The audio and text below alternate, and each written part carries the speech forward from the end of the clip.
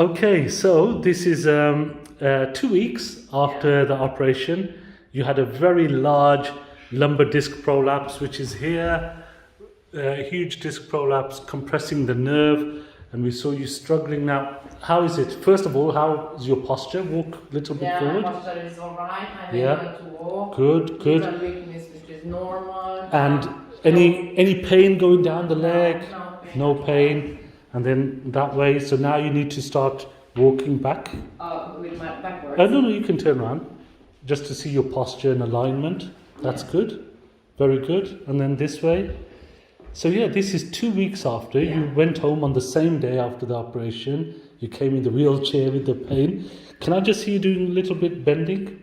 It's early days, yes? Yeah, nice. Perfect, very good.